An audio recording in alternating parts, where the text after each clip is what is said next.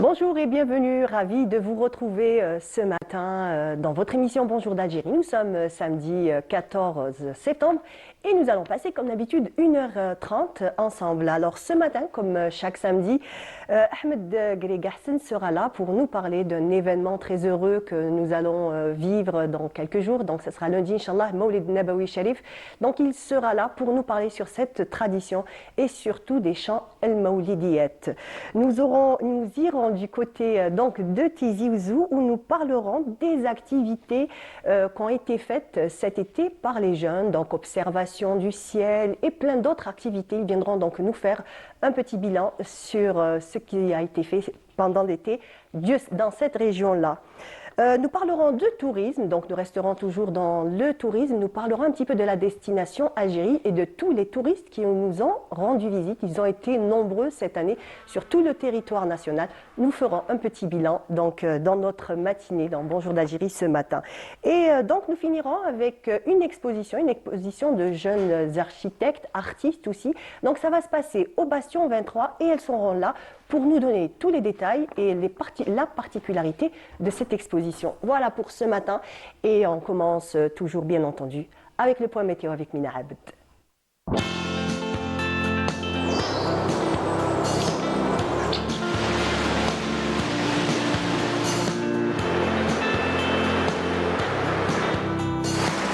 موبيليس تقدم لكم الأحوال الجوية. موبيليس معا نصنع المستقبل. Bonjour Mina. Bonjour Molly, bonjour à tous. Comment vas-tu? Ça va. Alhamdoulilah. Très On bien. est bien en ce moment. Franchement, cette semaine, Ça pas va. se plaindre. Pas trop chaud, pas trop frais. Des petites pluies. Des petites pluies. Ouais. Voilà. Voilà, donc j'ai été assez surprise. Donc hier, pendant qu'on était en direct, il y a eu une belle averse. Exactement. Donc ça va, franchement, ça fait du bien, Tout à fait. ça rafraîchit. Ça rafraîchit. Voilà, donc Ça les plantes rafraîchit. aussi, les herbes vont pousser, tant mieux, ça va verdir un peu. Voilà. Parce un que petit ça a peu. pâli cet été, ça a vraiment pâli. Ah bah oui, avec la chaleur, Voilà. forcément. Eh bien super. Quel temps il va faire aujourd'hui, Mina? Ben, on le découvre tout de suite à travers cette carte, une amélioration pour cette journée sur la moitié nord, après dissipation bien sûr de la brume et des nuages bas. Le ciel restera voilé en journée, à l'ouest, au centre et à l'est, mais avec tout de même des vents assez forts, jusqu'à 50 km/h à l'ouest et au centre. Vers les régions intérieures, on notera des passages nuageux à l'intérieur centre, ouest et les Aurès. Des passages nuageux également sur le nord Sahara ou encore les oasis. Et puis on notera des pluies accompagnées d'orages vers l'extrême sud, le Gard et le Tassili, le Sahara oriental, un ciel voilé sur le reste des régions sahariennes. Les températures de cet après-midi, eh bien, on notera sur la moitié nord 27 degrés à Alger, 30 degrés. Du côté d'Oran, on notera 25 degrés à Annaba, 23 degrés à Constantine, 32 degrés à Tlemcen, 31 degrés à Al-Bayadin Hama, 34 degrés Bachar, Gardaya, 31 degrés Hassim Saoud, 38 degrés à Ilizi. Et enfin 43 degrés, ça sera la maximale à Insalah. On passe tout de suite à l'état de la mer pour cet après-midi. On notera une mer très agitée vers les côtes de l'ouest et de l'est, agitée sur le centre avec des vents entre 30 jusqu'à 60 km/h vers la partie ouest, entre 20 et 40 km/h sur le centre et enfin entre 30 et 40 km/h vers la partie est. On passe tout de suite à l'Europe pour cette journée. Beaucoup de soleil, notamment du côté de Rome, Madrid, Lisbonne. Un ciel voilé à Paris, Londres. On notera quelques pluies à Vienne. Côté température, eh bien, on notera 19 degrés à Londres, 26 à Moscou, 9 degrés à Vienne, 18 à Berlin, 19 à Paris, 24 degrés à Rome et enfin 28 degrés à Madrid. Encore une fois, très bonne matinée et à tout à l'heure midi.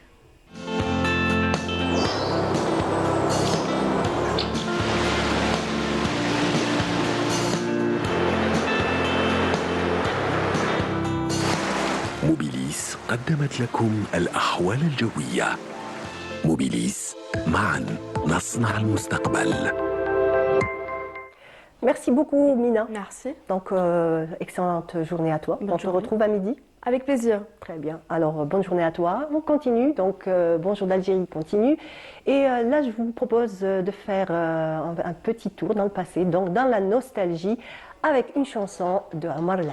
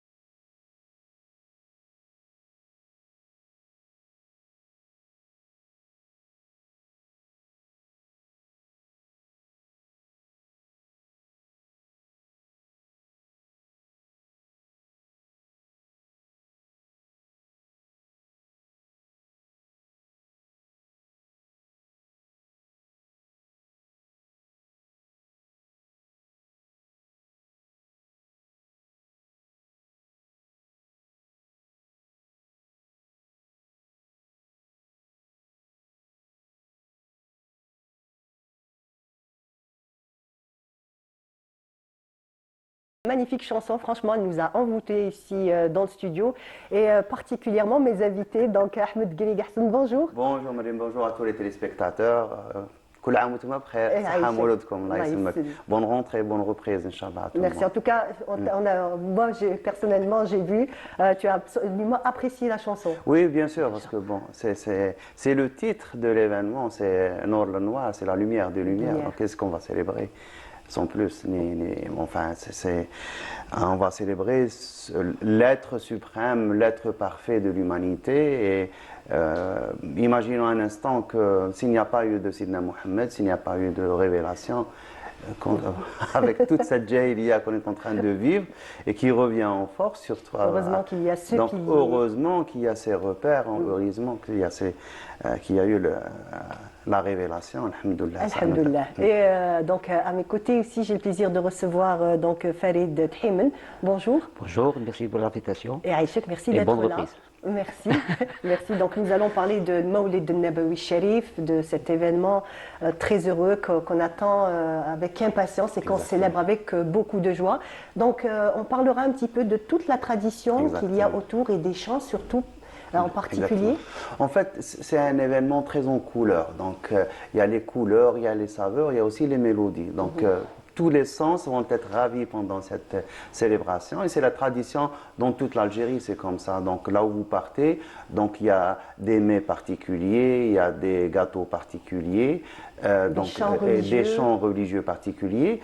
Et d'habitude, donc avant l'occupation française, à Alger ou partout, la célébration durait un mois.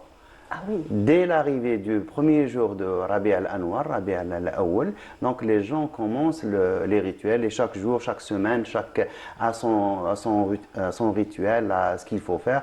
Donc par exemple ici à Alger, la première des choses, donc ils reviennent et dans toutes les régions, on se fait une règle d'aller visiter le père fondateur de la ville, du village, de la tribu. Donc, parce que tous ces pères fondateurs sont censés, pour la plupart, être des descendants du prophète alayhi salatu wassalam. Et donc, comme Nishtaqo le prophète, on va visiter ses enfants. Et c'est les pères fondateurs. C'est ce qui se passe, par exemple, au Moussem de Timimoun, donc Cheikh Sid el-Hajj Belgassem ou tous les saints patrons de la région d'Ersour, c'est des descendants du prophète. Donc il faut qu'on revienne un peu chaque année, se ressourcer, revenir à l'essentiel et faire une halte dans la vie au moins une fois l'an et revenir, donc revivre un peu ces instants de la première révélation. Ici à Alger, le père fondateur de la ville, c'est Sidi Abdelrahman Ta'alibi. Donc on commence par aller, donc les gens, il y a tout un groupe, ils s'appelaient eux-mêmes le Khdem de Sidi Abdelrahman. Donc ça veut dire qu'ils sont au service. Pas seulement que Sidi Abdelrahman, mais de tous les pauvres d'Alger, par exemple, parce que chaque semaine, ils organisaient un repas au Fouqara. Donc, pour le Mouloud, ils vont, donc ils lavent tout le mausolée, ils le préparent parce qu'ils vont recevoir aussi des invités. Puis le jour, la veille du Mouloud, il y a un groupe qui passe la nuit, donc à lire le Coran et à chanter des poèmes particuliers. Sbeh le Mouloud, c'est très particulier. Donc en fait, tous les habitants, si on veut, étaient un petit peu imprégnés et responsables de faire des actions, de faire des choses. Donc, parce qu'il y avait 119 mosquées à Alger. Les mosquées historiques, il y a moins de 10 maintenant. Imaginez tout ce qui se passait avec 119 mosquées. Avant, il y avait une procession. Comme donc ça se passe, on voit la procession. Il y avait la procession de Cherchel, de Tunis, de Mstran, de Miliana. Donc toutes ces villes avaient leur propre procession. Même à Alger, il y avait une procession. Donc elle sortait de Jama' al-Kbir, Jama' Jdid, Jama' Kchawa, puis ils montaient jusqu'à Sidi Mohamed Sherif, Sidi Ramadan, puis ils redescendent Jama' Safir, puis ils redescendent à Sidi Abdelrahman. Donc ça, et c'est une procession avec les bougies, avec les enfants, avec les étendards, avec on appelle ça Sham'adan, donc tout ça, donc et le Menarat bien sûr, et les enfants, et il y a aussi des chansons particulières. Le Sbeh al-Mouloud, c'est un poème très particulier, Muhammadoun Ruhul Wujud, écrit par le Mufti Sidi Mohamed bin Shahid, et il est réservé à Sidi Abdelrahman. Donc c'est toute la matinée, donc 8h30. Donc réservé juste à Sidi Abdelrahman. C'est waqf. Donc c'est ce que les anciens disent. Ils disent ce poème était mawqouf à Sidi Abdelrahman. D'accord. Donc on ne le chante que la matinée du Mouloud et à Sidi Ah, Abdelrahman. Sidi Abdelrahman. On termine à 11h, 11h30. Donc ça prend 2 heures, bien sûr, avec des pauses café, des pauses thé à Bien l'époque, entendu, bien oui. sûr, des mets, des halwa, tout ce qu'on veut, des tammina, etc. Et puis on termine avec Sidi Abdelrahman. On va aux autres mausolées. Il y a Sidi Mansour juste à côté, il y a le Walidada, et chacun a aussi sa propre qasida. Puis la Donc, semaine pour d'après. pour chaque mosquée, il y avait... Exactement. Puis la semaine d'après, on va à Jama' al-Kbir, puis on visite la semaine d'après, c'est le Jama' Jdid, puis Sidi Mohammed, et on fait le tour de toutes les mosquées. Et chaque mosquée lui est réservée un. Et Donc personne n'était lésé. En fait, chaque quartier avait, on va dire, Exactement. sa semaine Exactement. où les femmes s'affairaient à préparer tous Oui. ces mets, où les hommes pouvaient se Exactement. réunir, les enfants aussi. Bien sûr, et bien sûr, il y a des gens, certains qui sont un peu plus aisés que les autres, donc s'enorgueillir de recevoir l'ensemble, d'organiser des. Bien sûr, à de l'époque, prendre en charge, de donc, prendre en charge, parce que à l'époque, les gens aisés, ils étaient conscients, ils avaient une certaine conscience de leur rôle dans la société. C'était eux qui étaient derrière tout. Donc, ils finançaient, bien sûr, en cachette, dans les coulisses. Le grand exemple, c'est le Qin'i, Allah yarhamou, donc avec toute son œuvre. Donc, tous ces gens étaient comme ça. Bien sûr, c'était dans l'unisson, les gens étaient très solidaires, très unitaires, et ils faisaient le tour. Et chaque fois, donc, c'est dans une mosquée et avec tous les préparatifs, et tout le monde venait parce qu'ils se sentaient vraiment. Maintenant, si on voit qu'est-ce qu'il y a dans les poèmes, donc c'est pas des poèmes juste des poèmes n'importe quoi, j'allais dire. Non, c'est des poèmes qui retracent la vie du prophète. Il y a une partie de sa vie, il y a une partie de son enfance, de la révélation, de sa rencontre avec Jibril, l'Isra ou le Mi'raj, tous les prodiges du prophète alayhi salatu salam, donc le Ghazawat ta'ou, sa vie, et puis surtout ses qualités. Donc ces qualités, donc le karam, tout ça, donc c'était le sidq, l'amana surtout. Donc on revient sur ça. C'était des sens qu'on inculquait parce que les petits, donc ils commencent à écouter, ils sont pris par les mélodies, puis ils apprennent les paroles, donc ils sont là à ingurgiter un peu tous ces sens et les significations.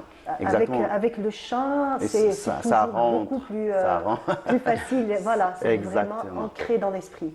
Et du coup, donc ils ont constitué à la fin, tu as là devant toi le Majmou' al-Qasaïd ou al-Adaiya, donc c'est imprimé par Rodoussi. C'est le repère. C'est le repère, c'est la collection de tous les poèmes chantés, de tous les textes qui sont chantés.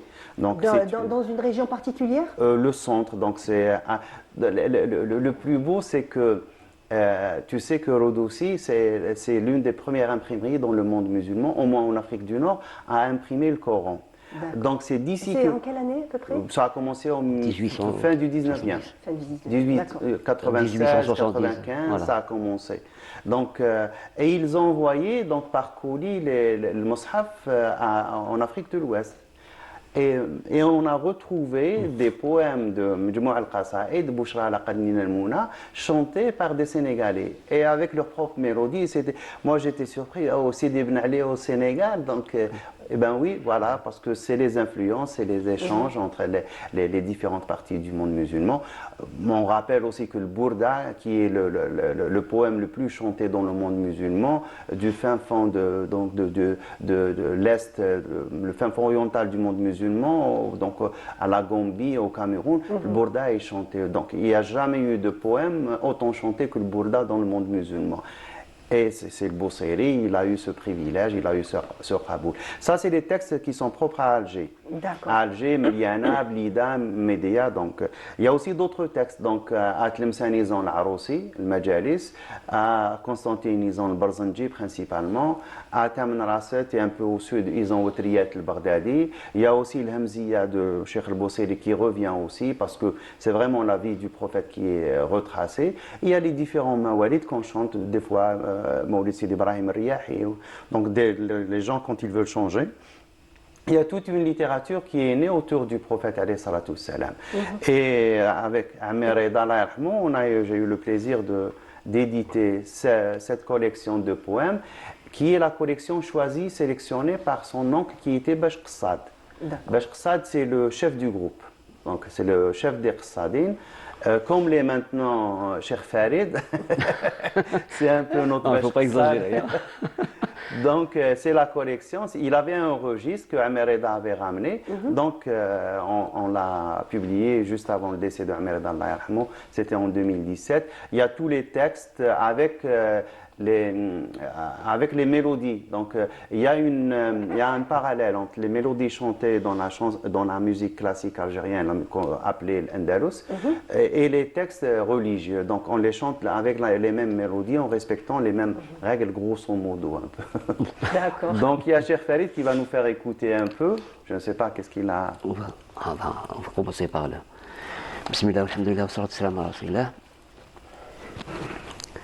بأسمائك الحسنى فتحت توسلي ومنك رجوت العفو وأشهى مطالبي إلهي غرفنا من بحار عيوبنا ذنوبا بأوزار علت كل جانبي وأنت الغفور للخطايا بأسرها سوى الكفر والإشراك ينمى لراهبي. On fait des petits extraits comme ça, parce que c'est un peu long. Donc, des fois, les poèmes, c'est 10 pages. Ah, très bien. Ah oui. Donc, on va juste faire des petits un extraits. arc-en-ciel, exactement, des extraits comme ça pour faire écouter. Parce que ce qu'on essaie de faire avec les amis, donc, c'est vraiment de conserver et la tradition et les mélodies, parce que ça fait partie de notre patrimoine immatériel. Donc, ça risque de partir, donc on préfère que... Donc, vous êtes en train d'essayer de préserver. de raviver, de préserver. Ça fait quelques années. Et on va dire les adeptes sont nombreux. Un peu nombreux. Un peu nombreux. Donc, quand même, il y a cet intéressement, il y a encore quand même cet engouement. Il y a un petit retour. Voilà. Il y a un petit retour. Et voilà, et donc grâce à vous, ça continue. On va dire, si cette information, toutes les informations que vous donnez et tout ce que vous faites autour de vous, fait que cette tradition continue. On essaie de préserver. On sait que c'est difficile parce qu'on est arrivé un peu au minimum de la masse critique, mais on essaie de faire notre mieux. D'accord.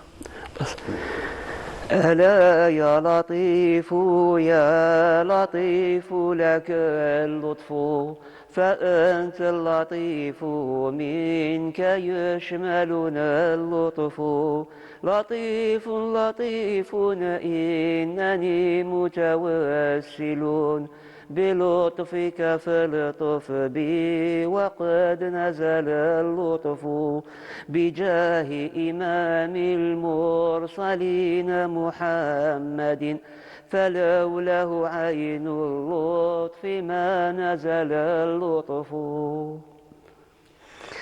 Avant de croiser Cheikh Farid, il y a des mélodies, des poèmes qu'on croyait que... Donc, on était frustrés, à vrai dire, parce qu'on avait Majmou al-Qasaïd, on a un ensemble de poèmes, il y a, je ne sais pas, une cinquantaine, et pour la plupart, on ne connaît plus leurs mélodies, c'est parti. Donc, et là, on rencontre, on croise, notre chemin croise celui de Cheikh Farid, c'est vraiment la révélation. Et pour moi, l'un des meilleurs, c'est le suivant, en fait, que j'apprécie particulièrement.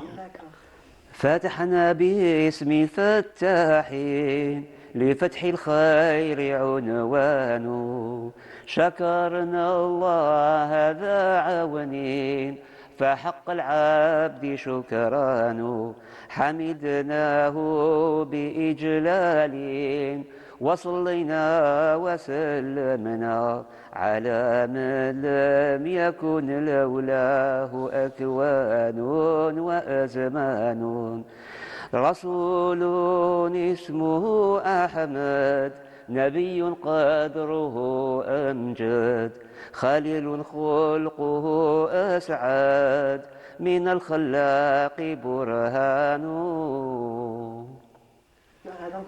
Ça a changé un petit peu. Oui, ça a changé un peu. J'ai viré un petit peu.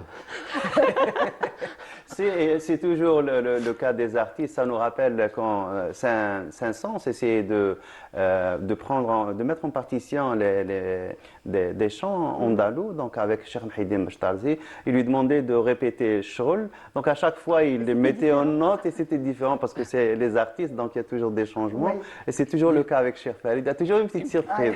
C'est toujours une petite improvisation. On me dit, il faut refaire comme la dernière fois. Et parfois, j'arrive pas. C'est pas possible. C'est pas possible. En fait, des fois, c'est comme un jet, en fait, comme un dessin. Ça part une première fois et après, on a Oui, du mal tout à fait. C'est l'une des particularités de la musique chez nous, c'est que il y a une grande marge bien sûr, les règles, elles sont plus ou moins, elles sont fixes, mais elles ne sont pas figées.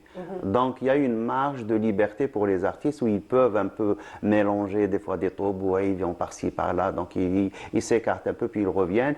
Et on leur donne la liberté un peu de s'amuser, quoi, donc de prendre Et en même plaisir. temps, ça donne une certaine ambiance où c'est Exactement. pratiquement jamais pareil. Il y a toujours cette, comme vous dites, cette espèce de liberté pour l'artiste. Ça reste le maître, ça reste des paroles, Ça reste des louanges à aussi Dieu. un domaine où on ne peut pas changer les textes, on peut pas. Oui. Donc, on va un peu faire la fantaisie, c'est dans les mélodies. D'accord. زيد واحد. Juste avant, on va encore écouter un extrait de Amar al-Ashab. Bien sûr. On apprécie.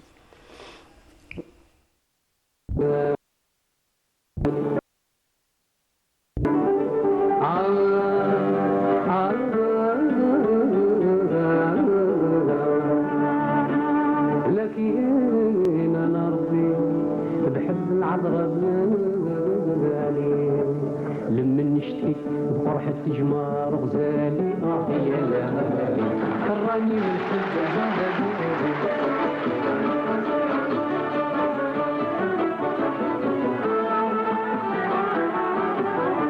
اشطن بالي وخاطري وكن حالي يا غالي ما صرت نوصل لها سبيل لولاد السالف الطويل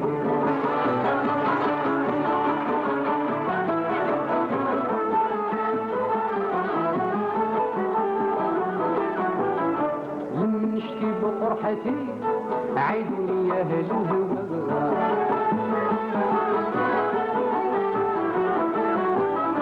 اش سبابي وليعتي خلت الخاطر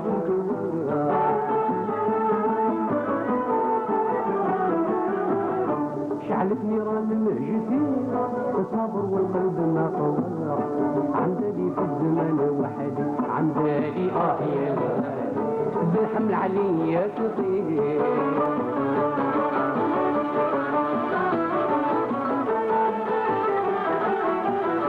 خلاني في الخلا برقت جمالي يا ما صرت معنا من شيء ولاد السالف الطويل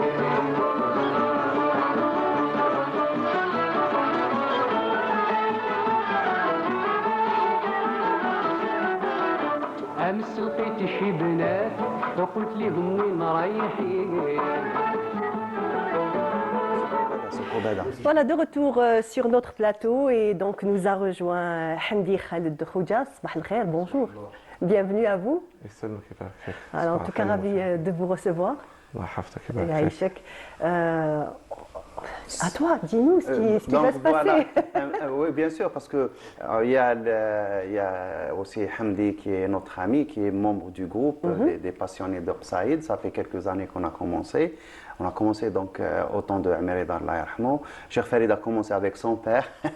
Donc là, on a J'ai fait ça avant d'aller à l'école. voilà. Donc, comme quoi, pour rejoindre ce qu'on disait, quand on est petit, quand on est imprégné donc, par le Qsaïd et cette poésie magnifique, c'est fini, c'est ancré. Exactement. Et quant à vous, Hamdi, c'est un mélomane de Chabi, de musique classique, musique andalouse. Et c'était un peu, avant la découverte, la rencontre de Cheikh Farid, c'était notre enseignant, c'était notre professeur. d'accord. Je le suis toujours.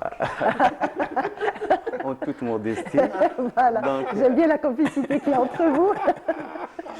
Donc, il va nous faire quelques morceaux. Et ça, on va faire, avec Cheikh Farid, on a fait des poèmes un peu généraux. Là, on va faire le mouloudiyat. Le Le mouloudiyat. mouloudiyat, c'est des poèmes écrits pour le mouloud Très et bien. qui ne se font que pendant le mouloud. D'accord. Par contre, ce qu'a fait Cheikh Farid jusqu'à présent, c'est des poèmes qu'on fait pendant À le toutes long les de l'année, à occasions, toutes les tout au long de l'année. occasions. D'accord. Voilà, donc, أبدأ بشتغل. Allez, c'est à vous. يا بسم الله والصلاة والسلام على رسول الله يا مرحبا بمولدي نبينا محمد لقد أتى سرورنا وقد غدا شرورنا شرورنا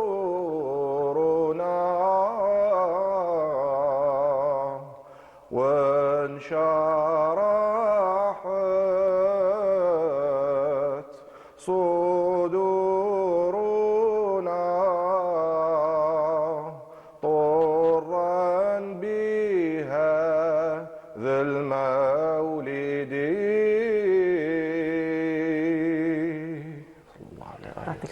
صلى الله عليه Magnifique. C'est des voix très particulières, différentes. Exactement, ouais. On sent que l'interprétation varie d'une personne à l'autre et en même temps, le sentiment est le Voilà, même. le difficile dans le qsaïd, c'est qu'il n'y a pas d'instrument Mhm. et il n'y a pas de mizan. Donc le mizan, il faut l'avoir dans la tête et l'instrument, c'est le C'est les cordes contrôle. vocales. Les cordes C'est les vocales cordes vocales. sont plus. Donc et là, c'est aussi le matin. Donc Oui, c'est vrai que c'est difficile, hein. C'est Généralement, un quand exercice on- très difficile. Les anciens, à l'époque, Cheikh Baba Ahmad Allah yarhamou, qui était mufti, qui était muqri, donc ils avaient une discipline, une certaine discipline dans la vie. Donc jamais de boissons fraîches, jamais de ceci. Donc il fallait Il y a toujours une certaine rigueur. Hein, qu'on exactement. le veuille Si ou non. on veut aller loin, donc c'est la discipline qui mène. C'est pas ce qui est inné n'est pas suffisant. Donc il faut travailler, il faut beaucoup travailler. D'accord. C'est ce qu'on Et dit aux en gens. fait, après, ça devient Même dans les études. Ça devient quand même un art de vivre après. Est-ce que Exactement, ça tout à déteint d'être, de baigner, on va dire, dans ce monde-là? Oui, Ça bien déteint sûr. sur la vie personnelle? Oui. Normalement, oui. Normalement, oui. Normalement, oui. Parce qu'il y a, Normalement, comme on le dit, il y a cette rigueur, il y a cette discipline, il y a tous ces éléments qui font après que même aussi dans, on va dire, normalement c'est ça notre religion, c'est ça, plus on côtoie la mosquée, plus on est proche, on va dire, de toutes les personnes qui ont ces enseignants. Et en fait, ce genre de chant, c'est dans les mosquées et ça donne un certain loisir. Donc quand on a les enfants, ils écoutent des chants. Donc la mosquée, c'est pas que cette discipline qu'on essaie d'inculquer. Il y a aussi quelque chose de beau, Artistique. il y a, artistique, Ça reste esthétique, artistique, ça reste effectivement. quelque chose de beau qu'on offre aux gens. Donc, et ça permet aussi de construire des gens équilibrés parce qu'on leur donne de beaux souvenirs dans leur enfance. Donc imagine, par exemple, nous, on va faire le hafla donc, à la mosquée Al-Umma à Bollorine. Donc il y a la distribution des prix, il y a tous les petits qui viennent, il y a leurs parents, il y a des prises de photos et ça constitue la personnalité de l'enfant. Allez-y, je voulais juste après poser une petite question à M. Heyman tout à l'heure. بعد انت. محمد روح الوجود من مثله قد فضل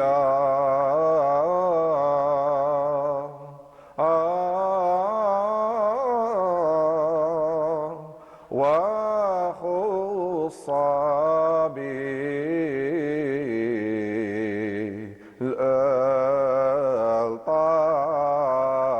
بالألطاف كل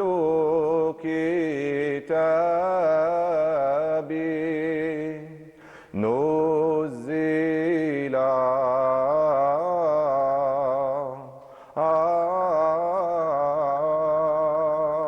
له به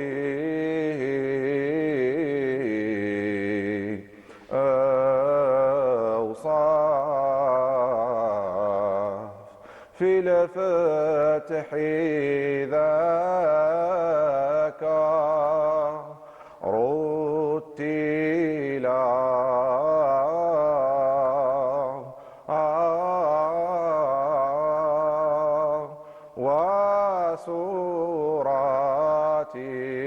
وسوراتي الأعراف محمد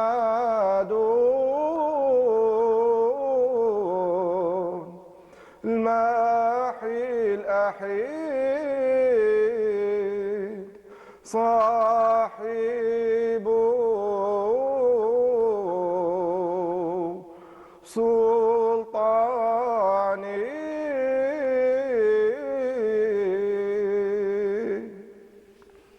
Magnifique.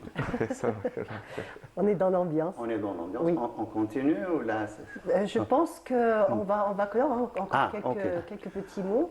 Donc voilà, donc faites-les parler.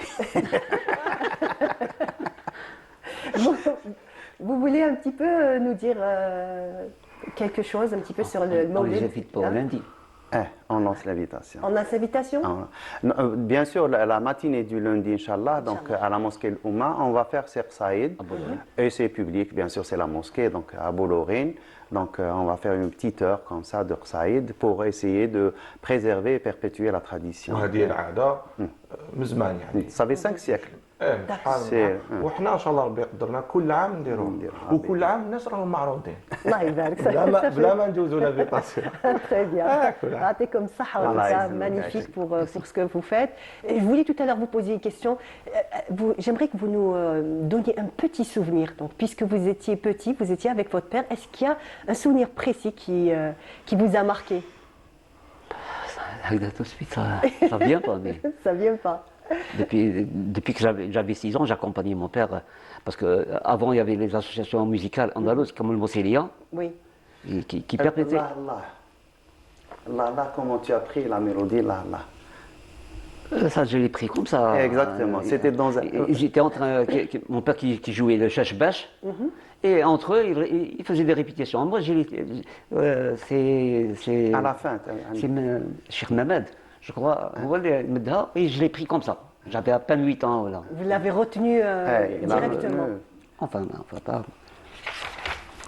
C'est marrant. Allah, Allah, Allah, Allah.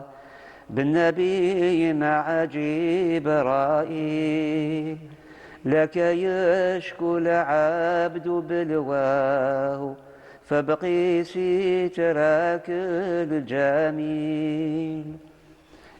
Mais ça change, mais ça, le changement, je n'ai pas retenu. De 8 ans. Très bien. Magnifique.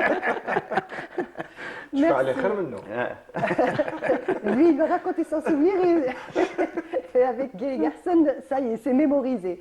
En tout cas, merci. Merci à vous. Merci à vous. Comme ça, الله merci يسلمك. de nous avoir mis un peu. مبروك ان شاء الله Allez, Inch'Allah. للجميع. Allez, أجمعين. اجمعين. ربي ينوركم ان شاء الله. Et merci beaucoup de nous avoir fait baigner dans cette magnifique ambiance et surtout ces paroles magnifiques. Voilà, quant à nous, on continue. Cette fois-ci, je vous propose de suivre Feri El Hamdi. Elle nous fait découvrir un lieu, on regarde et on revient. Il est 10 heures. Leur point de chute était la place des Martyrs. Grands et petits étaient au rendez-vous.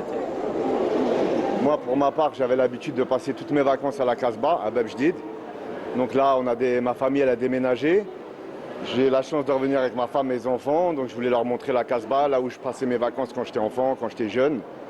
Voilà, et on a eu la chance d'avoir le contact d'un grand guide.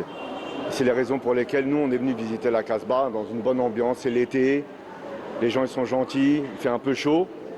Et voilà, on est content d'être là. Et la Casbah, j'ai découvert l'année dernière pour la première fois, je ne connaissais pas du tout. Mais c'est vrai qu'avec un guide, ouais, ça va être mieux. Ils étaient nombreux à venir se balader dans les ruelles de la Casbah pour découvrir son histoire et son architecture. Quand il chassait les gens, allez dehors, dehors, dehors. Alors l'Algérie, j'adore, et la Casbah, on commence seulement la visite, mais je pense que ça va aller super bien. C'est déjà beau là où on est, donc je pense que ça va aller. J'étais déjà venue il y a quelques années à Oran, Et là, c'est ma première fois à Alger. Je suis toujours épatée par l'accueil qu'on a ici. C'est incroyable, quoi. Bah, ça fait un bon moment que je ne suis pas venue ici. Et franchement, ça fait super plaisir. C'est super bien organisé. C'est très beau. Et j'attends de voir la suite. Devenue lieu incontournable d'Alger, la Casbah attire chaque année des touristes venus de toute l'Algérie et de l'étranger. L'attachement, le dévouement et la fidélité à la patrie et au serment puis au martyr resteront les maîtres mots qui marquent ces Algériens vivant à l'étranger.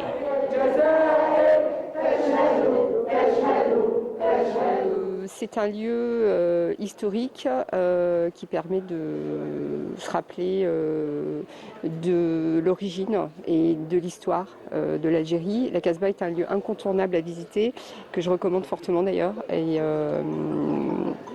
en effet, chargé d'histoire et chargé d'émotions aussi. C'est très enrichissant, ça permet de connaître ses origines et l'histoire culturelle du rapport France-Algérie. Du pays d'où on vient, nos racines. Et c'est très enrichissant et je le recommande également. Ça fait plaisir de venir voir notre histoire, de savoir en fait ce qui s'est passé, tout ce qui s'est passé avant, donc pendant la guerre, parce qu'on ne connaît pas forcément tous les tenants et les aboutissants. Et venir ici, voir des guides parler, les écouter, regarder les musées, les photos, je trouve ça top. Et je pense qu'il faut justement qu'on garde tout ça parce que c'est notre histoire. C'est très très important justement qu'on vienne voir ça. Et on était à Khenchla et on est venu à Alger justement pour visiter la Casbah parce que moi ça fait 5 ans que je ne suis pas revenu en Algérie. Et il y a 5 ans on est venu à Alger, mais on n'a pas eu la possibilité de visiter la Casbah. Du coup aujourd'hui on a dit on vient visiter la Casbah et justement pour voir l'histoire de l'Algérie par rapport à la guerre de l'Algérie. La Casbah vous entraîne, vous saisit avec son histoire, sa belle architecture et le bon accueil de ses habitants. Le tout est de perpétuer cette histoire pour la jeune génération. De retour sur notre plateau, voilà, c'est un sujet de Feria El Hamdi qui elle aussi est une amoureuse de la Casbah. Et nous sommes nombreux donc à aimer ce lieu et toute son histoire. Et on va rester toujours dans l'histoire et dans le tourisme. J'ai le plaisir de recevoir Salim Sabour. Bonjour. Bonjour, merci pour l'invitation. Et Aïchek, merci d'être là. Donc, vous êtes archéologue de formation, vous êtes aussi guide accompagnateur et agréé donc de musées et de lieux touristiques. Guide de musées, sites historiques et archéologiques. Voilà, très bien. Donc il faut mettre le point sur ça. Oui, il y a une certaine spécificité dans le tourisme. Quand on parle guide touristique, on ne connaît pas, c'est quand vous prenez un médecin généraliste. Mais si vous dites par exemple pédiatre, on sait que c'est médecin pour les enfants. Même dans le guidage et le tourisme, c'est un petit peu très spécifique dans chaque. Ça ne veut pas dire qu'on n'a pas de notion dans le balnéaire ou le thermalisme ou le saharien. On touche à tout dans la formation qui dure assez, c'est une longue formation, mais la spécificité c'était beaucoup plus de faire des visites de musées, et chaque musée a ses spécificités. On a les beaux-arts pour tout ce qui est beauté, tableau, sculpture, peinture, verrerie, le Bardo pour le musée préhistoire et ethnographie, musée des antiquités, un des plus anciens musées d'Algérie. Et vous voyez, chaque musée a ses spécificités. Il fallait former des gens dans ce domaine-là. Et la Casbah n'échappe pas à ça, y compris le bastion 23 et tout ce qui gravite autour de ce site très visité par nos compatriotes et par un petit peu tout j'allais dire, ces étrangers, parce qu'on a eu cette année... Voilà, justement, donc on va faire un petit peu un bilan ce matin donc, sur le tourisme en Algérie en général. On va essayer de donner quelques chiffres, mais on s'est rendu compte que cette année, il y a eu un afflux vraiment considérable. Oui, il y a eu la découverte un petit peu par les réseaux sociaux. On sait que maintenant, il y a quelque chose, un impact favorable pour les sites et monuments en Algérie. Beaucoup d'étrangers ont découvert surtout un petit peu ces nationalités anglophones, anglo-saxonnes, qui se limitaient beaucoup plus à certains pays méditerranéens comme nos voisins, mais depuis l'événement des réseaux sociaux et notre diaspora à l'étranger, en Angleterre, en Australie, on a énormément, bon je ne vais pas dire le rush, mais on a eu de bons groupes et de nombre assez important de ces touristes qui étaient émerveillés et par le pays et par l'accueil des Algériens, parce que un pays, c'est quoi? C'est une destination. C'est une destination, ou bien absolument. une attraction, mais autour de, j'allais dire, de la ressource qui est l'Algérie, il y a tout ce qui gravite autour. Il y a les éléments matériels et immatériels, et les gens étaient vraiment émerveillés de dire, oui, mais on a... Et l'hospitalité des Algériens il y a est connue l'hospitalité, depuis toujours. il y a aussi cette architecture pour certains qui pensent que... Des sites magnifiques, des sites autant les uns que les autres. Et tout ce qui touche un petit peu les sites naturels. Et les sites faits par l'homme, par exemple. On prend le Maqam Shahi, c'est quelque chose qui a été fait par l'homme, mais ça reste un monument à visiter. Et on prend les sites naturels comme les plus proches de nous, bon, la Casbah avec son architecture, son histoire et ses rites et traditions. Le tourisme culturel aussi, donc comme on a pu le voir, le tourisme culturel aussi. Oui, le culturel, on le greffe. Si je prends connaissance de, c'est-à-dire moi dans mes circuits, il y a toujours le culturel et le cultuel. Je greffe toujours, par exemple, si je cite Cherchel, je passe en premier, c'est de Robrini, on parle un petit peu de la légende, de ce qu'il a fait ce monsieur, pourquoi les gens de Cherchel, la plupart, ils s'appellent Robrini et tout ça, et on passe, c'était pour créer une certaine ambiance dans la visite. Il ne faut pas que ça soit académique et très, très poussé sur le culturel, parce qu'un groupe... Il faut qu'en fait qu'il y ait une espèce d'atmosphère. Hein. Oui, l'atmosphère, elle se fait... Ils doivent baigner. Par rapport, j'allais dire directement, par rapport à l'auditoire. Parce que vous avez un auditoire ou un groupe qui est hétérogène. Vous pouvez trouver l'historien, l'architecte, vous pouvez trouver monsieur qui vient découvrir. Il ne faut pas trop le gaver en culture. Mais si on peut lui greffer quelque chose qui l'intéresse, il va dire, on va dire c'est intéressant. Ça ne parle pas que d'architecture, moi je n'ai rien à voir. Et c'est comme ça. Au départ, c'est l'étude de l'auditoire. C'est l'auditoire qui détermine notre façon de faire cette visite. Et vous savez, quand il y a un groupe, automatiquement, il y a des enfants qui ne peuvent pas se retenir après une heure et demie. Ils commencent à s'agacer, et tout ça, c'est des paramètres. C'est voilà, oui, vous dites des paramètres que vous prenez en compte, mais bien sûr, pour que la visite soit réellement un moment de plaisir. Oui. C'est une visite que ça soit un dessert, mais chichba, comme on dit blague. C'est un dessert, les gens apprécient. On essaie de donner, par exemple, à l'objet une certaine, pas véracité, on lui donne une âme. Quand on parle d'une période, on va citer un personnage. Alors là, je vous propose de voir cette image. Alors, le fœtus du Jardin d'essai. Oui, là, on est avec... toute une histoire. Ça, c'est un petit... Au Jardin d'essai, c'était un groupe que j'ai eu la chance de leur faire découvrir l'Algérie, parce qu'on est sorti en dehors d'Alger. Et là, on est au Jardin d'essai. Et l'arbre, le fameux arbre de Tarzan, le film qui a été tourné en 1932. Et on a parlé de Johnny Westmiller et un petit peu tout ce qui gravite autour. Et on est dans la partie anglaise, voilà. Parce que le jardin est divisé en deux. C'est assez surprenant donc d'être dans un jardin botanique et parler de cinéma. Oui. Voilà, donc c'est ce que vous étiez en train de nous dire. Oui, comment vous réussissez à bien faire, à bien présenter les choses? Déjà, le site en lui-même, le jardin est connu. Oui. C'est ce que j'appelle, moi, il y a les deux styles, français, anglais, on parle de tout ça, et les jets d'eau et tout. Et on parle d'un événement qui a été tourné et connu mondialement, Tarzan, qui est-ce qui ne connaît pas Tarzan et tout.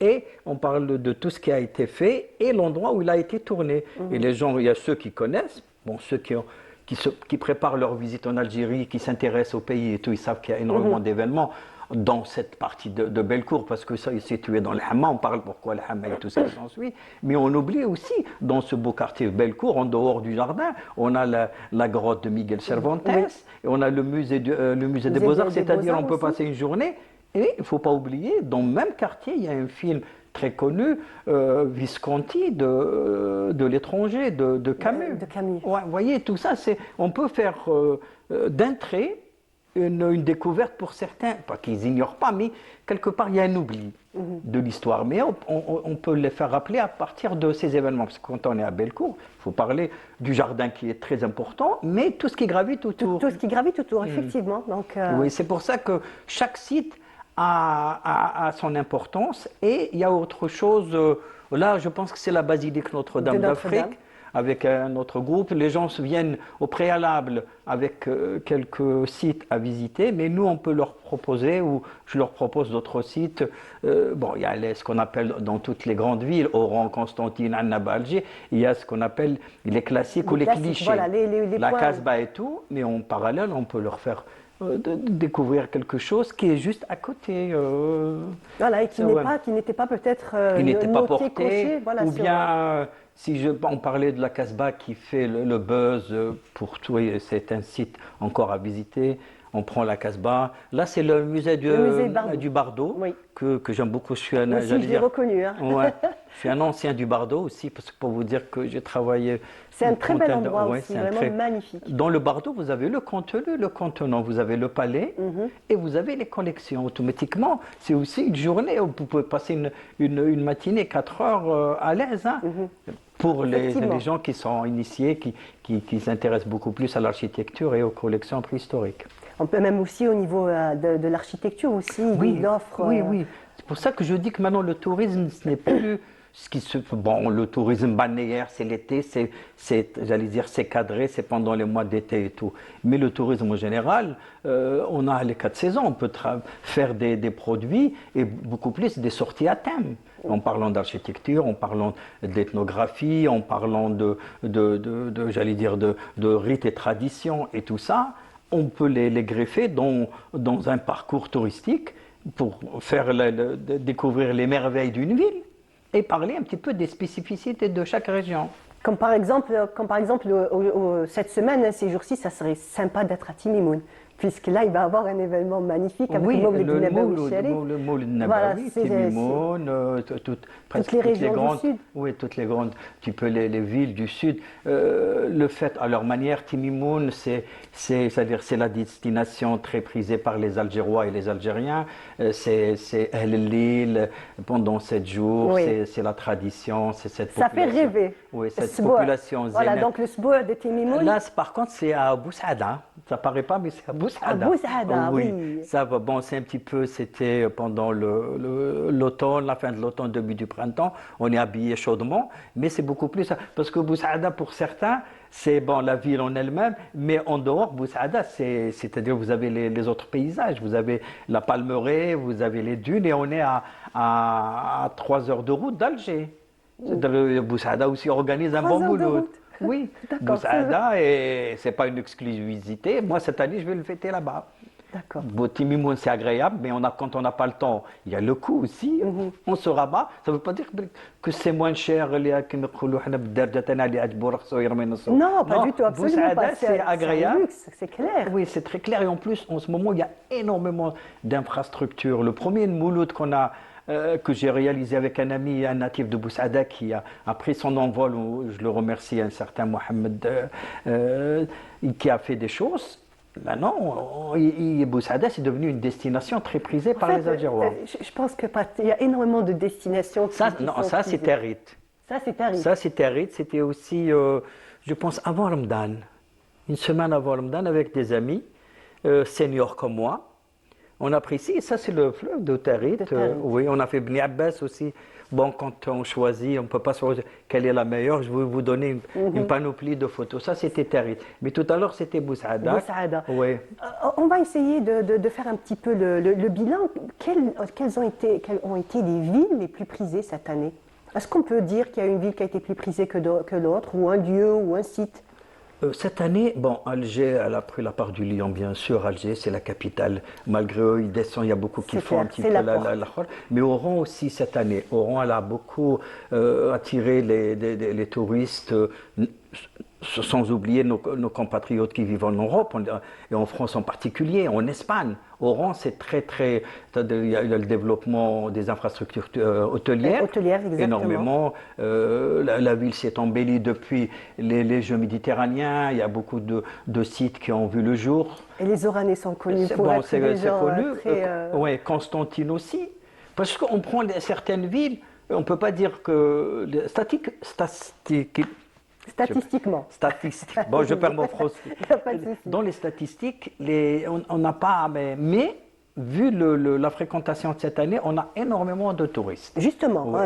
Énormément de visiteurs. Oui, donc vous avez sûrement les chiffres. Nous, on va dire, les personnes Nanda, grâce aux réseaux sociaux, on a vu énormément, d'abord de jeunes, hein, qui viennent, que ce soit des Algériens qui vivent à l'étranger, qui reviennent visiter Alger ou carrément des étrangers.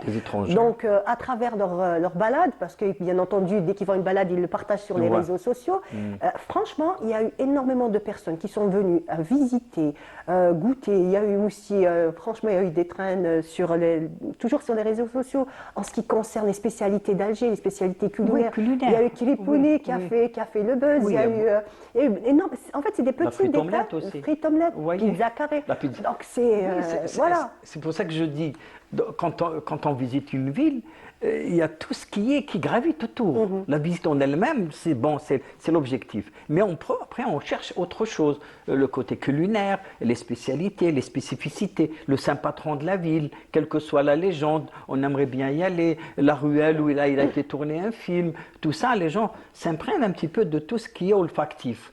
Quand on visite une ville, les anciens disent « Oui, à notre époque, c'était pas… » Mais je retourne un petit peu, je retrouve un petit peu cet air, je retrouve ce climat, cet air d'Alger que j'ai connu de mon enfance, parce que ça, on ne peut pas le changer, toutes les villes du monde. Avec beaucoup de simplicité. Hein. Je pense que c'est un peu une particularité des Algériens et des Algérois aussi. C'est cette espèce de simplicité. Dès qu'il y a une personne étrangère, on la prend comme si on la connaissait depuis toujours. Il y a vraiment cet échange. Ce qui est intéressant, il y a énormément de visiteurs qui ont remarqué quelque chose ça nous honore, c'est qu'ils disent qu'en Algérie, on ne se sent pas, j'aime pas dire le terme arnaqué ou un petit peu, les gens n'augmentent pas leur prix, au contraire, ils nous invitent à prendre, ils nous payent notre consommation, même, on ne les connaît même pas parce que c'est leur façon de vous souhaiter la bienvenue, pour un petit peu enlever ces clichés de dire que ces villes ou ces pays-là, les gens… Oui, c'est vrai que les touristes en général ont un petit peu ce souci quand ils vont dans certaines destinations, mais c'est vrai qu'en Algérie, c'est au contraire. Franchement, l'hospitalité, et il leur faut, au moins il reste un petit peu pour qu'ils commencent un petit peu à comprendre le système, il leur faut 2 ou 3 jours pour qu'ils comprennent tout ce que ces gens sont en train de leur faire. Il n'y a aucune idée derrière la tête. Au contraire, c'est leur façon, l'hospitalité. Il y a des gens qui me disent, mais écoutez, moi j'ai pas compris, on a pris des repas, une fois payé, on nous dit que c'était payé, mais on connaît ces personnes, ils pensaient qu'on nous attendra à la sortie. Il peut dire, non, il n'y a rien, et surtout quand il vous manque 50 centimes ou 50 dinars après. Tout ça parce qu'ils n'ont pas connu dans d'autres pays où le tourisme est la ressource première du pays ou de l'État pour renflouer les caisses de l'État, la devise et tout. Ils ont vu que chez nous, le rapport de l'argent, c'est pas comme certains d'autres pays. Bien sûr, tout travail mérite salaire, mais pas au détriment de l'hospitalité algérienne. Elle pense, en fait, ça prime. L'hospitalité prime avant tout. Merci beaucoup. Merci à vous. Voilà, j'espère qu'on a un petit peu fait le tour. Hein. Encore, on aurait pu rester encore plus longtemps. Pourquoi pas. On verra peut-être que vous reviendrez, on reparlera encore d'autres destinations, peut-être un peu moins connues, on va dire. Hein, oui, c'est vrai, vous dépoussiérez un petit peu les régions qui englobent pas mal de vestiges et des curiosités qu'il faut un petit peu les mettre en avant. Très bien. Mais en tout cas, merci. Merci à vous, beaucoup. Merci de l'invitation et je remercie tous les téléspectatrices et téléspectateurs de Canal Algérie. Bonjour Algérie. Merci beaucoup. Quant à nous, on continue et là c'est Hamid Erbouh qui prend le relais et il nous amène à la découverte de l'intelligence artificielle en Algérie. C'est le cœur qui parle, bien sûr. On a toujours l'ambition que notre pays, notre société soit technologiquement bien équipée pour aborder à peu près le cycle de développement social, technologique, etc. Mais il y a des réalités fâcheuses, des réalités qui font mal parce que la société algérienne est plutôt plus proche du système des réalités traditionnelles que des ambitions technologiques. L'intelligence artificielle sera la technologie la plus influente sur le futur de nos enfants. Aujourd'hui, les jeunes grandissent entourés par des algorithmes complexes qui influencent ce qu'ils voient, la façon dont ils communiquent, les vidéos qu'ils regardent et comment se fait leur apprentissage. Dans les années à venir, l'intelligence artificielle pourrait même faire partie intégrante du système éducatif et être un outil d'apprentissage aussi bien à l'école qu'à la maison. Une deuxième question se pose alors. L'intelligence artificielle va-t-elle mettre l'avenir de nos enfants en danger? C'est une société traditionnelle, c'est-à-dire les parents qui décident. Les parents qui disent parents, c'est-à-dire c'est les parents de plus de 40 ans. La génération de plus de 40 ans, généralement, elle a un savoir, un standard, un niveau très modeste en ce qui concerne l'utilisation des outils technologiques. Par contre, la génération des étudiants, la génération des écoliers est plus peut-être apte à utiliser l'outil technologique, notamment peut-être le smartphone, le parabole, les ordinateurs. Donc ils sont déjà dans l'optique de cette technologie. La nouvelle génération devrait se préparer dès aujourd'hui aux métiers d'avenir liés à l'intelligence artificielle, car c'est une exigence pour le développement économique et sociétal du pays et un investissement d'avenir. Un investissement d'avenir qui intéresse énormément les jeunes, alors en ce moment bien entendu. Et pour rester toujours dans tout ce qui est nouvelles technologies, dans tout ce qui est en fait implication dans le monde associatif et tout. Donc j'ai le plaisir ce matin de recevoir Hafef Hafida. Bonjour. Bonjour. Enchantée. Merci à vous. Merci d'être là avec nous. Tout le plaisir est pour nous. Je vais revenir juste tout de suite à vous. D'abord, je vais continuer donc Bien à sûr. présenter. Chiri Sami. Bonjour. Bonjour. Marhaba bik. Merci beaucoup. Voilà, donc vous êtes animateur scientifique et vous Animateur scientifique en astronomie. en astronomie. Très bien. On a alors Abdel Hanan. Voilà. Donc Hanan, vous c'est les mathématiques Voilà, c'est amusantes. les mathématiques amusantes. D'accord.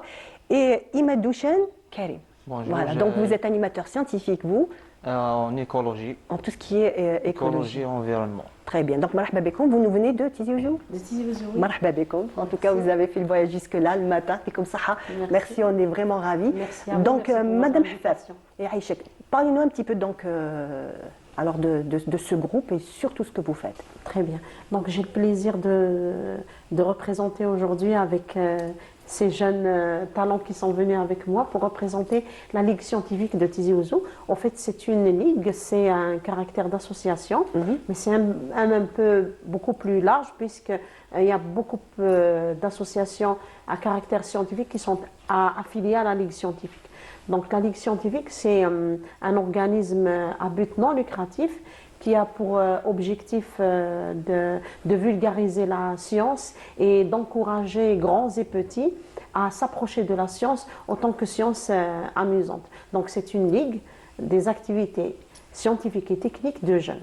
D'accord. Donc cet été, j'imagine que vous avez eu un programme chargé. Tout à fait. On va dire que vous avez bien travaillé. Exactement. On avait donc un programme d'action durant l'année scolaire, mais durant les vacances, il y avait un programme qui a été initié par la direction de la jeunesse et des sports de la wilaya Tizi Ouzou, appelé animation d'été. Pour notre part, en tant que Ligue scientifique, on a pris part à cette grande manifestation. Nous avons apporté notre touche d'une manière à ce qu'il y ait non seulement pour les vacances du tourisme de sortie, de découverte, mais aussi le tourisme écologique et le tourisme scientifique. D'accord. Donc initiation et en même temps aussi apprentissage de manière ludique. Et vraiment, c'est de l'animation d'été. Parce que par exemple, pour nos ateliers qui sont habituellement faits au sein soit de salles ou d'ateliers en place, soit au niveau de la Ligue ou là au niveau des maisons de jeunes, nous avons fait une caravane scientifique avec la Ligue scientifique de Tizi Ouzou et la direction de la jeunesse et des sports où nous avons fait donc une caravane. On est parti même aux plages, au niveau de la plage de Tigzirt. Donc on vient de voir à l'antenne, je ne sais pas si on va pouvoir encore la revoir. Je vais essayer de voir et de commenter. Voilà. On voit bien que c'est en plein air. En plein air, donc on a pris nos chapiteaux, nos tables pliables, donc nous avons du matériel où on peut faire tout à l'air libre. Donc il y avait beaucoup d'enfants et adultes et enfants ont pu bénéficier des animations pédagogiques qu'on a pu présenter. C'était très gai. Par exemple, quand on parle d'environnement et se retrouver au sein d'une plage, de parler du sable, de parler du ciel, de parler de l'eau, de parler de l'hygiène, de parler tout autour de l'écologie, mais aussi, puisqu'en fin de journée, au niveau de la plage, il y a aussi des touristes qui restent sur place. Et après, et on apprécie le ciel, avec Samy et l'astronomie, voilà. Et les enfants sont avec plein d'énergie. Une fois sortis des examens et tout, c'est tout le monde qui se dit, ça y est, je plie mon cartable et je ne parlerai plus ni de maths. Pendant l'été, c'est pas la peine. Ah non, c'est pas la peine. Avec Hanan, ça parle toujours de maths, mais c'est les sciences amusantes, c'est les maths amusantes, c'est les jeux, c'est des techniques très, très intéressantes. J'encourage toutes les mamans qui nous suivent là à présent de s'imprégner de ces techniques d'apprentissage, de loisirs, que durant l'été déjà, ça fait aimer la science à ceux qui sont sortis un petit peu alourdis après les examens, et avoir une année scolaire. un nouvel élan pour la rentrée, pour donc je dirais avoir accepté et prendre pleinement des sciences, des maths, de toutes les matières avec un grand sourire. Ah, très bien. Donc avec le sourire, Hanan Berkane. Alors comment est-ce que vous faites pour un petit peu, dites-nous un petit peu comment déjà pour attirer l'attention de tous ces plus jeunes, en plus mathématiques. C'est pas évident. Voilà, c'est ça. Déjà, dire mathématiques amusantes, tu vas entendre les gens dire comment ça, les mathématiques se sont jamais amusantes, c'est difficile. Ouais. Mais les maths, c'est une chose that you will meet every day. You can't get away from mathematics. Donc, on a proposé l'idée, pourquoi ne pas apprendre les maths en jouant? C'est génial. Donc, on a des différents jeux pour les différentes catégories d'âge. Pour les élèves du primaire, on fait généralement le soroban. Le soroban, c'est une calculatrice japonaise. Oui. Et voilà. Voilà, c'est vrai que c'est amusant. Oui, c'est amusant, il y avait des couleurs. Et apprendre à faire des multiplications simples avec cette petite machine. Et après, lorsqu'elle apprend les tables de multiplication, on joue le base. Le base, c'est, on fait un petit groupe d'enfants, de 5-6 enfants, et on joue avec les tables de multiplication de 1. Ils sont en train d'apprendre les tables de multiplication, de 2, ils sont en train de jouer. Pour les élèves entre 11 et 14 ans, les élèves du CM, on essaie de faire les multiplications japonaises, de l'origami. L'origami, c'est fintay et le waraq. Mais on utilise les formes géométriques pour faire l'origami. Ah, très bien. Donc, vous faites de la géométrie. Voilà, on fait de la géométrie. Voilà, donc généralement on pose la question, est-ce que vous voulez faire un pingouin, par exemple? Et ben pour faire un pingouin, il fallait faire un carré, il fallait faire un cercle, un triangle. D'accord. Et pour les plus âgés, les lycéens, on fait généralement la cryptographie. La cryptographie, c'est un système qui est fait dans les banques, la sécurité des banques. D'accord. Oui, c'est compliqué lorsqu'on dit ça, c'est le système de sécurité. Mais nous, easier to teach, we talk about cryptography. Nous donnons des codes, des caractères. On va aider les opérations Hado, qu'elles trouvent des chiffres. Chaque chiffre représente un caractère. Et chaque caractère, c'est un mot de passe pour un coffre, un trésor, un bonbon. Très bien. C'est vrai que c'est comme ça. Vu comme ça, c'est vrai que c'est passionnant. Oui, c'est passionnant. C'est passionnant. Alors, pour Karim Imedouchen, vous, c'est plutôt tout ce qui est nature. Naturel, l'environnement. Pour les vacances, on a fait des jeux pour les enfants, comme les cartes de cette famille, comme on a fait beaucoup de travaux manuels par rapport à l'environnement, des petites recherches. Les jeux de cette famille, c'est composé de quoi, par exemple? Des animaux, des des arbres, des... D'accord, comme ça, des familles d'animaux, Oui, d'arbres. Avec les noms scientifiques. Avec les les noms noms scientifiques et les familles exactes de chaque espèce. Ah, ça c'est génial. C'est vrai que c'est une bonne manière Oui. d'apprendre. En fin de séance, avec Kelly m'avait fait binôme avec une de ses camarades en animation. Mais c'est vrai qu'en fin d'atelier, par exemple, l'enfant peut arriver à une vingtaine, à une trentaine de noms scientifiques. Le nom arabe, le nom français, le nom latin. Magnifique. A priori, en début de séance, vous vous dites qu'il ne pourra pas retenir 5 ou 6, mais avec des enfants de 7 à 14 ans, on a pu arriver à 30, 40 noms scientifiques par jour, grâce aux ateliers proposés par nos animateurs. La méthode exacte pour jouer cette famille, on fait 2 groupes ou 3 groupes. Chaque groupe pose des questions à l'autre groupe par rapport à les cartes de cette famille qu'on utilise.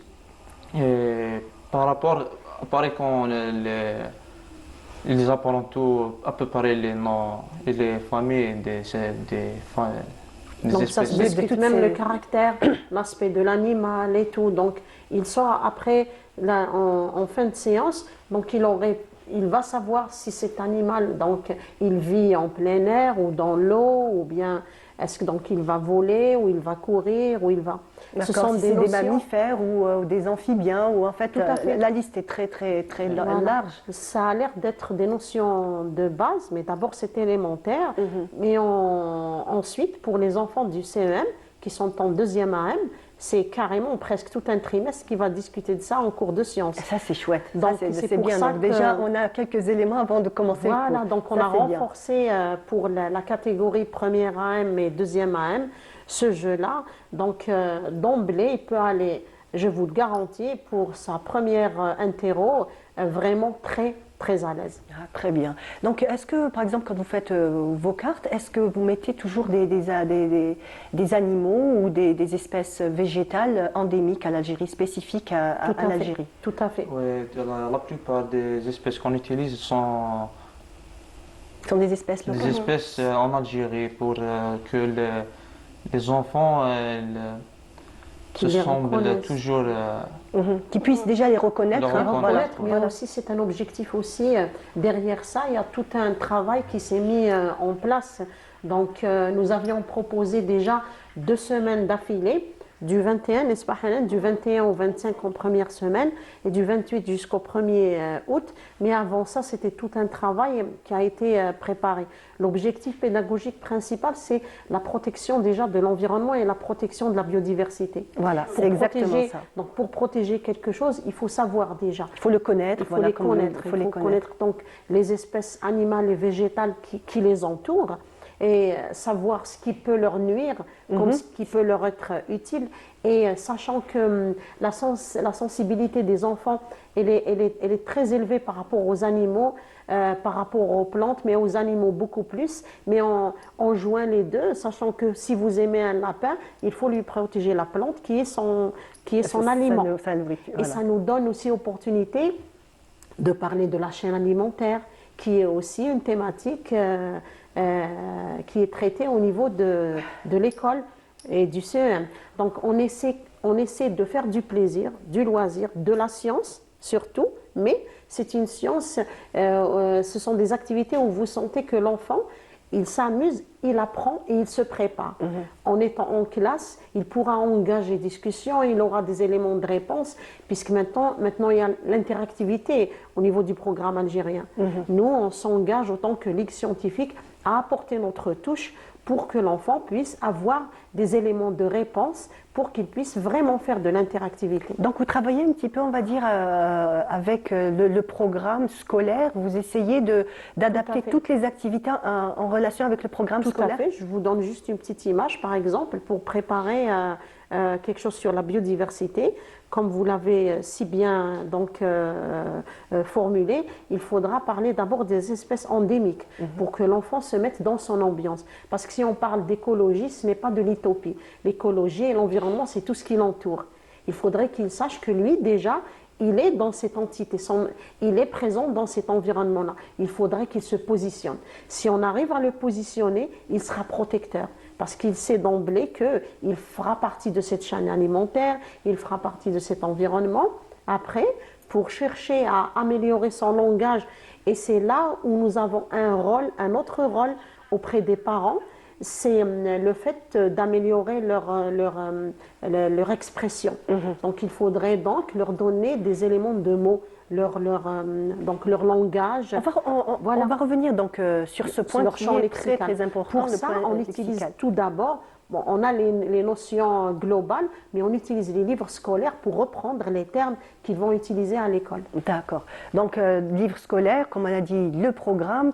Quant à vous, Samy, alors que vous les amenez, vous, de la tête dans les étoiles? Dans l'astronomie, c'est pas quelque chose d'ennuyeux déjà. On apprend toujours quelque chose de nouveau. C'est pas... Personne ne sait c'est quoi l'astronomie exactement. C'est vrai, mis à part la Lune, hein, quand on lève la tête, on connaît peut-être la Lune, l'étoile du Berger, 2 ou 3 étoiles. Après, tout le reste, toutes les constellations, j'imagine que c'est ce que tu fais découvrir aux enfants? Oui, exactement. On fait des jeux, par exemple, on fait des constellations. Ils vont trouver c'est quoi le nom de cette constellation. Déjà, avant, on va faire un documentaire. Leur montrer un documentaire sur l'astronomie, les constellations et tout. Après, on va leur donner des feuilles. Ils vont trouver les noms de ces constellations et tout. Et dis-moi, ça se fait en extérieur? Non.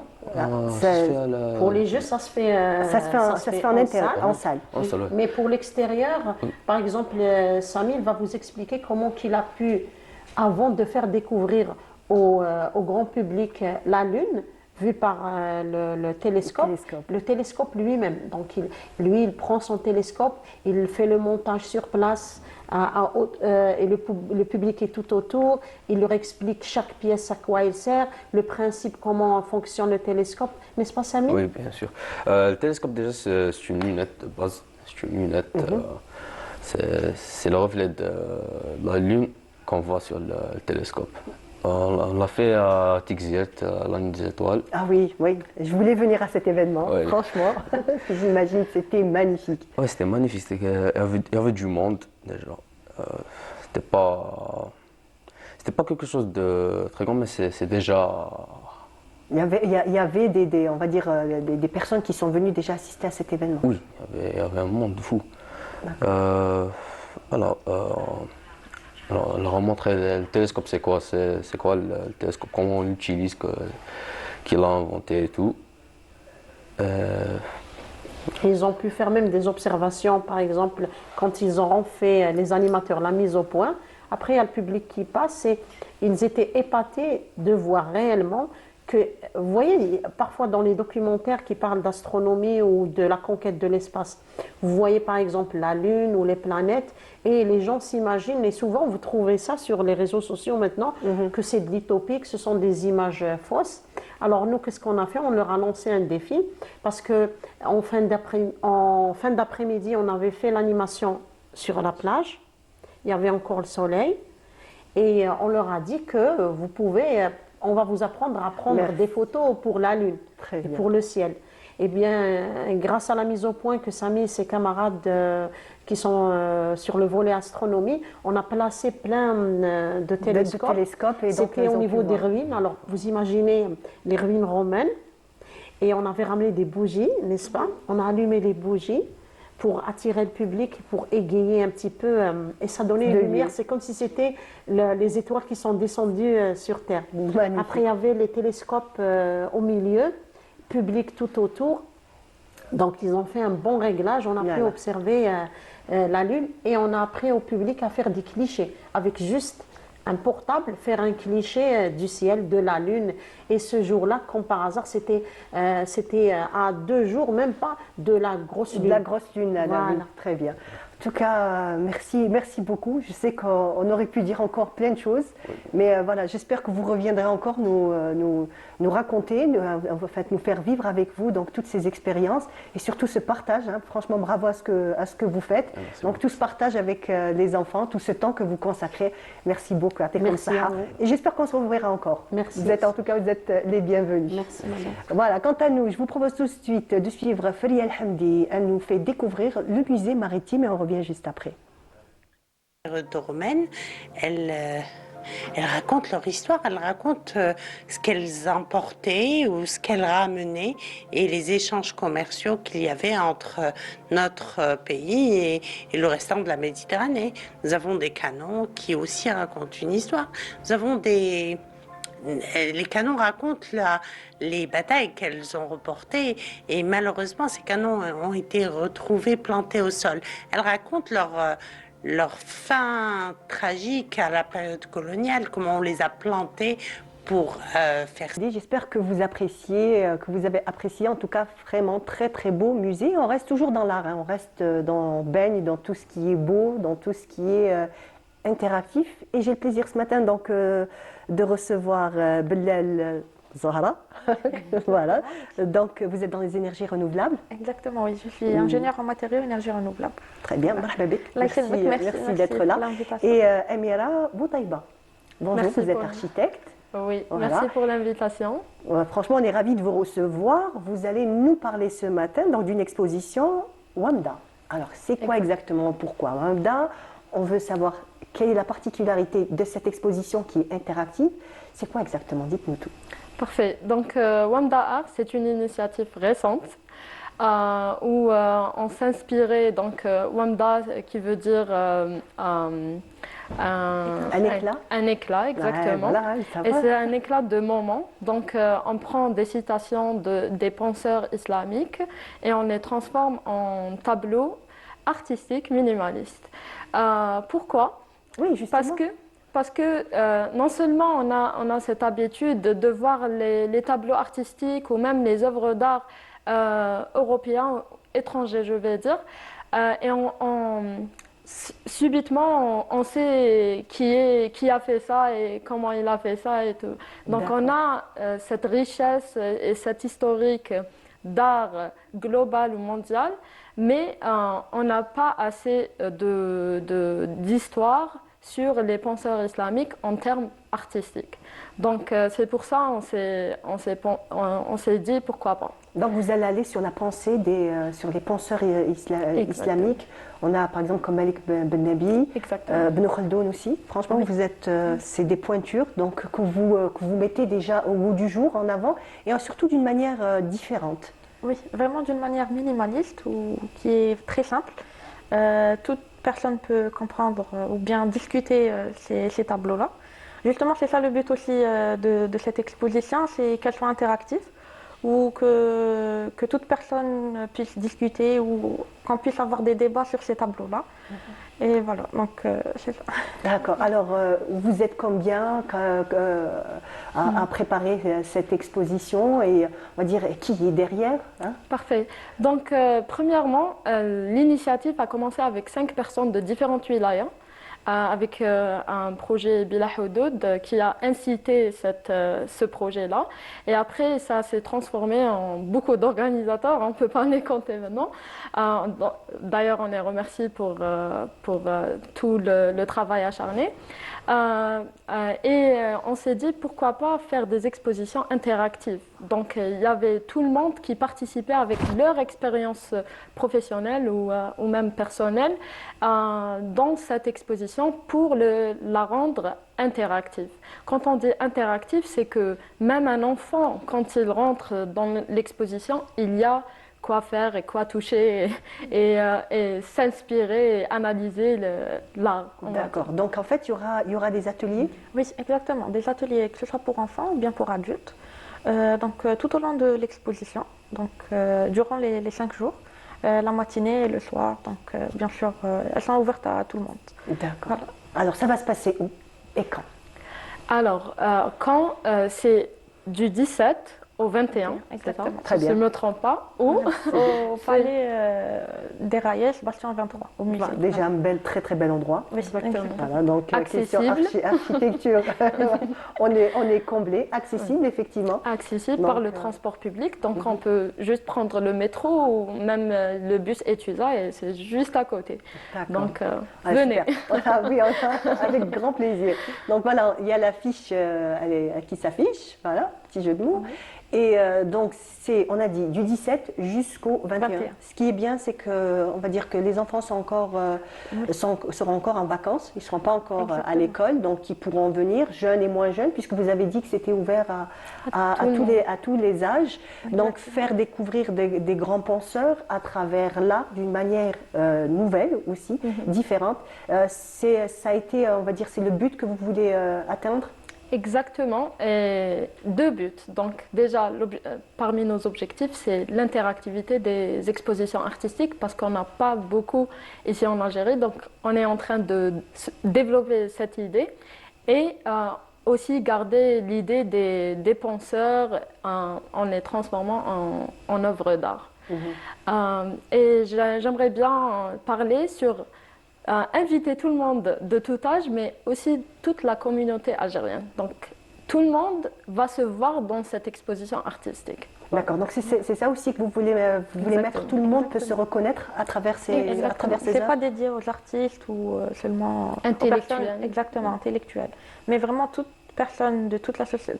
Toute personne peut discuter ces tableaux-là. Donc de tout âge, de tout bord. C'est vraiment minimaliste et simple. C'est des tableaux minimalistes et simples, donc... Voilà, je suis certaine que ça sera très intéressant, que vous aurez énormément de succès. En tout cas, c'est ce que je vous souhaite. Donc, du 17 au 21, Bastion 23, comme vous l'avez bien précisé. Donc, il n'y a pas d'excuses. Les transports en commun sont disponibles jusque là-bas. En même temps aussi, ça sera une occasion de faire découvrir aux plus jeunes, donc 2 penseurs musulmans, vraiment qu'il faut connaître. Et voilà, je pense qu'on a tout dit. Pour ne pas oublier, il y a aussi des concours. Il y aura des cadeaux aussi, que ce soit pour les enfants ou pour les adultes. Donc, bien sûr, il ne faut pas rater cette D'accord. Quand on dit qu'il y a quelque chose à gagner, c'est tout le monde qui vient. C'est clair.